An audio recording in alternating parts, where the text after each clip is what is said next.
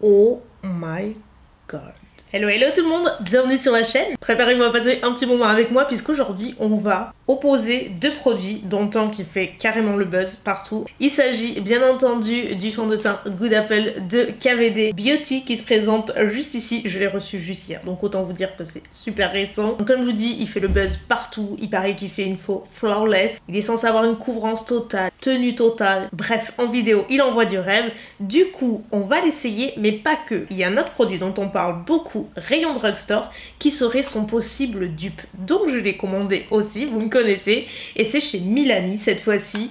Et c'est exactement le même principe, la même texture, quasiment les mêmes promesses, sauf qu'on a deux poids, deux mesures, puisque deux prix complètement différents. On en a un à 38 $, un autre à 18 €, donc je vous laisse faire le calcul. Qu'est-ce qu'ils valent vraiment? C'est ce qu'on va découvrir, et pas seulement sur la journée. Non seulement tout d'aujourd'hui, mais aussi la journée de demain, parce qu'on va essayer deux techniques différentes. Bref, on peut pas faire plus crash test que ça. Donc, sans plus tarder, on commence, c'est parti, on se make up. On va faire KVD Beauty d'un côté, Milani de l'autre, les deux à l'éponge et sans base pour aujourd'hui. Demain, peut-être que je ferai au pinceau, je sais pas, je verrai, mais j'essaierai avec base aussi, pour voir un petit peu la différence. Aujourd'hui, on est juste sur peau hydratée, voilà, rien d'exceptionnel, pas de base, rien. Nada. Passons en revue déjà les promesses de chacun. Donc côté KVD, couvrance totale, léger sur la peau, fini mat, longue tenue, sans flashback, non cakey, non comédogène, réduit l'apparence des pores et il est notamment conseillé pour les peaux plutôt normales à sèche.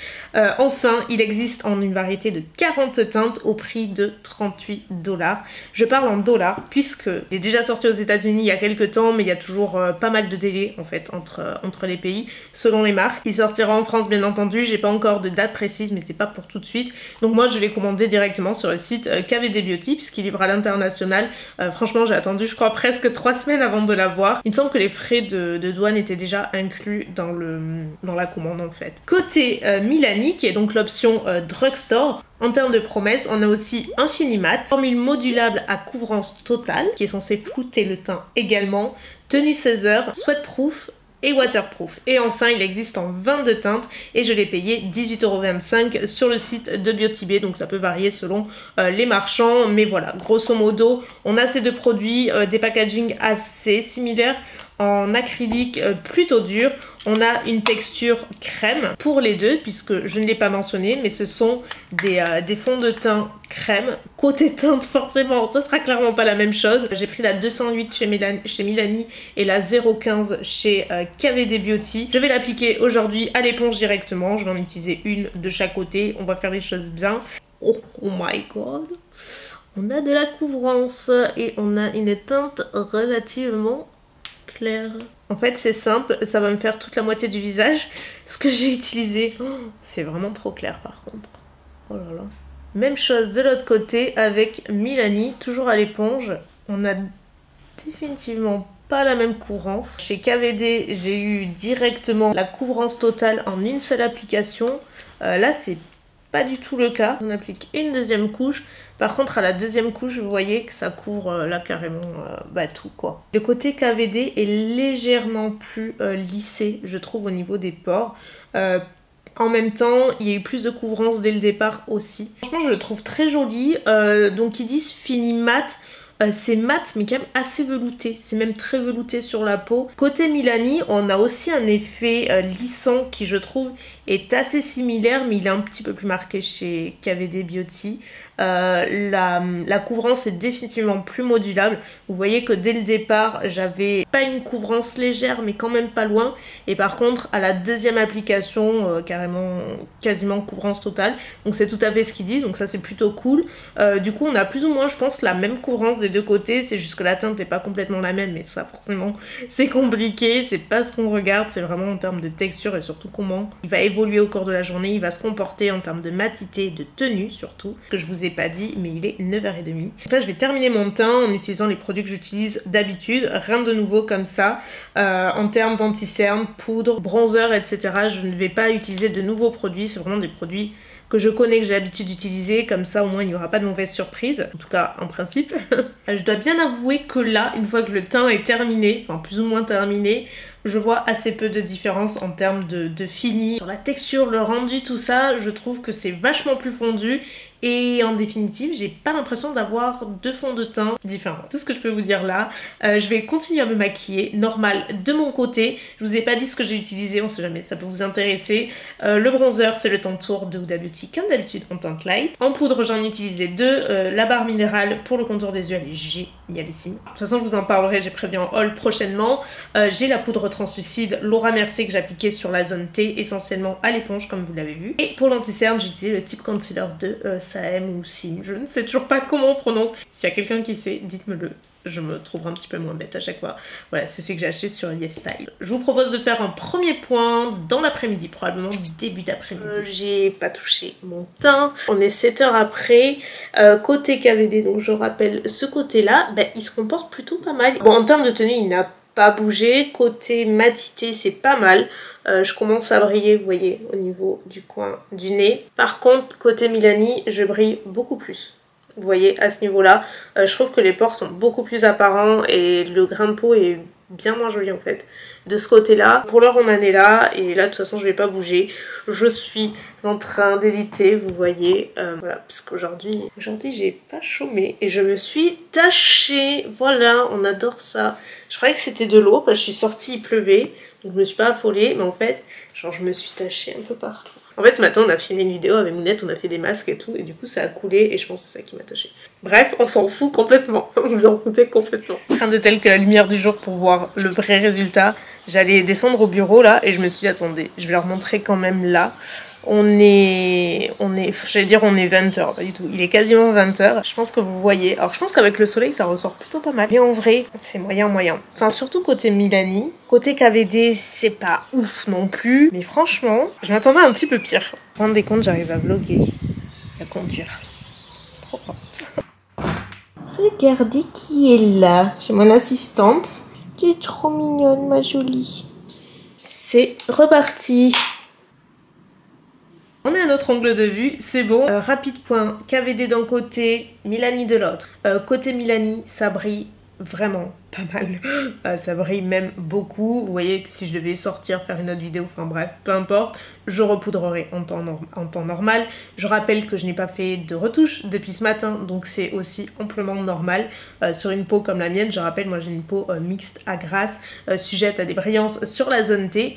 Donc forcément, ça c'est pas quelque chose d'exceptionnel chez moi, ça arrive assez souvent. Cependant, il y a des fonds de teint avec qui c'est plus ou moins marqué, et en gros, des fonds de teint avec qui les brillances sont plus dégueulasses que d'autres. Voilà, tout simplement. Je dirais que ça brille pratiquement 2 fois plus quand même côté Milani que KVD. En définitive, franchement, le KVD, je suis assez étonnée. Je m'attendais pas à ce qu'il se comporte aussi bien parce qu'il est quand même hyper crémeux et j'ai trouvé très hydratant à l'application. Je vais pas m'éterniser, on voit clairement que le Good Apple de KVD Beauty s'est très bien comporté tout au long de la journée. Le Milani côté tenue n'a pas bougé, des deux côtés il n'y a rien, il n'a pas migré, il ne s'est pas oxydé. Donc écoutez, moi je vais aller me doucher, me démaquiller, j'en rêve. Franchement, la journée a été trop longue. Manger aussi, parce que je commence à avoir faim. Et je vous retrouve demain pour une deuxième journée de test. On reprend les mêmes et on recommence. Il est un tout petit peu plus tard là, puisqu'il est 10h15. Je vous dis, on va faire le même côté KVD, Milani. La seule différence, c'est que je vais appliquer une base matifiante. Comme on a vu hier pour le côté Milani, c'était hyper brillant. Je voulais voir si ça pouvait le contrôler. Et le deuxième changement, c'est que je vais l'appliquer au pinceau. Je suis pas fan du tout de l'application au pinceau, mais dans une optique de crash test, on va tout essayer. Donc je fais exactement comme hier, hormis ces 2 étapes supplémentaires. Et je l'ai pas précisé, mais la base c'est la Shine Control de Make Up For Ever. J'ai utilisé déjà plein de fois, c'est pour ça que je la connais bien et elle est hyper bien pour matifier. Oh my god. Qui veut un coup de peinture chez lui? Comment ça a tout couvert? OMG, OMG. Oh. Je n'ai jamais rien vu de si couvrant. What? Oh là là, oh la teinte. J'avais oublié à quel point elle était claire. Vous voyez, c'est pas du tout la même couvrance côté Milani. Hein. En même temps, la texture est beaucoup moins crémeuse que chez KVD. C'est vraiment très crémeux, hyper pigmenté. On n'a pas du tout la même opacité, mais comme on l'a vu hier, au final, celui de Milani est vachement plus modulable. Perso, je préfère autant quand c'est modulable. Si t'as pas forcément envie d'une couvrance totale systématiquement. Donc ça, je trouve que c'est pas mal. Je suis moyennement fan de l'application au pinceau, mais là, c'est pas une grosse surprise. Je trouve que, et c'est pas nécessairement unique à ces fonds de teint, je trouve juste que le pinceau a tendance à laisser plus de traces. Donc c'est, voilà, pour moi, c'est juste plus naturel l'éponge. Et je trouve qu'on a eu un bon résultat hier à l'éponge. En tout cas, perso, ça m'a plu. J'ai aussi l'impression qu'au pinceau, la matière est plus cakey, plus apparente, notamment sur cette zone-là. Je trouve ça pas spécialement joli. Ce que je vous propose, c'est que je vais terminer mon teint. Je vous dis dans une seconde. Et voilà, j'utilisais exactement les mêmes produits qu'hier, donc on va pas spécialement y revenir. Je trouve qu'une fois poudré, c'est assez joli. Ça fait cet effet velouté. Mais moi j'ai toujours tendance à préférer mon make-up quelques heures après l'application, le temps que ça s'installe dans la peau, que toutes les matières se fondent et tout. Je vais continuer de me maquiller, terminer un petit peu ma matinée. À midi j'ai Hugo et ma cousine qui viennent manger, on est tous les trois donc on va papoter et tout. J'ai pas prévu grand chose aujourd'hui, donc ce sera un petit peu plus chill, beaucoup plus chill même qu'hier. Je me suis dit juste que j'allais vous faire un rapide update, il est midi 24 et donc ça fait 2h24 quasiment que j'ai le fond de teint. Ça a pas du tout bougé. J'ai terminé de me maquiller et tout. J'ai fait en make-up genre super simple aujourd'hui, mais je sais pas, j'aime trop. En rouge à lèvres, c'est les nouveaux Gucci veloutés super crémeux et ils sont trop agréables, je vous jure. Sinon, j'ai utilisé quasiment les mêmes produits qu'hier en termes de teint. Donc on verra bien comment ça va se dégoupiller tout ça. J'attends mes invités, ils vont pas tarder à arriver. Et je cuisine pas à midi, j'ai commandé à manger, Hugo ira les chercher. Ma cousine, ça fait trop longtemps que je l'ai pas vue, puisqu'avec le confinement et tout, on pouvait pas se voir. Et je me rends compte que j'ai mis le même haut que dans ma prochaine ou précédente vidéo. Je sais pas encore dans quel ordre je vais les poster, mais j'adore en fait. Il est hyper mignon, je l'avais pris sur Shein.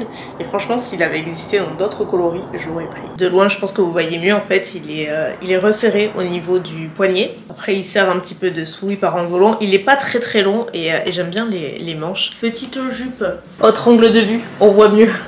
Voilà, c'est une jupe que j'ai depuis super longtemps. Je crois qu'elle vient de Bershka. Voilà pour la tenue du jour, pas du tout prévu. Je crois que j'en ai un qui est là. C'est pas ça fait pour toi. Mais elles sont magnifiques. Ça fait hyper naturel. T'aimes bien? Ah ouais, bien comme ça, j'adore. Ça se voit, ouais, tu vois ce que je veux dire, ça se voit pas quoi. C'est naturel. Non mais c'est vrai. Bah, c'est ouf. Moi j'avais peur qu'elle surtout avec des comme ça. Pas Anderson. C'est ça. Mais non, ça doit... Non, franchement c'est parfait. Ça va. Moi aussi je veux les mêmes. Oh, je l'ai saoulé avec mes boobs, il en peut plus. J'ai dit j'aurais tant aimé avoir une sœur pour partager tout ça. Oh, non mais franchement c'est trop beau. Non, c'est vraiment joli. C'est une œuvre d'art. Franchement, je sais que je lui ai dit au chien, vous avez fait du travail d'orfèvre. Je te jure. Il a dit quoi? Il était mort de rire.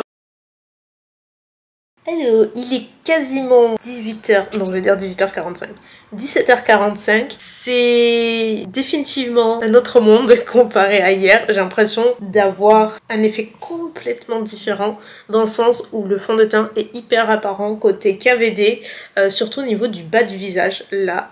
Toute cette zone-là, je trouve ça très moche, c'est-à-dire que le fond de teint a beaucoup bougé. Et j'ai tendance du coup à préférer le côté Milani. C'est trop bizarre. Et hier, j'ai pas eu cet effet de matière que j'ai là. Il est temps de faire un update final pour cette vidéo. Il est désormais 20h03, très précisément. Je dis toujours ça, je sais pas pourquoi, c'est un tic je crois que j'ai développé.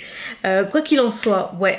Update final, j'ai quand même quelques petites choses à vous dire par rapport à la journée d'hier. Pas du tout le même avis entre aujourd'hui et hier, comme quoi tout dépend de la technique utilisée. Par exemple, hier, si on revient un petit peu sur cette journée, je préférais largement le rendu à l'éponge, que je trouvais plus naturel, plus fondu, et en définitive, même si ça brillait beaucoup, je préférais quand même le rendu que je trouvais velouté. Certes, ça brillait beaucoup, mais je pense qu'avec une retouche, clairement, ça passait largement, et c'était assez joli. En tout cas, ça me déplaisait pas. Aujourd'hui, à l'éponge, on a un rendu super différent.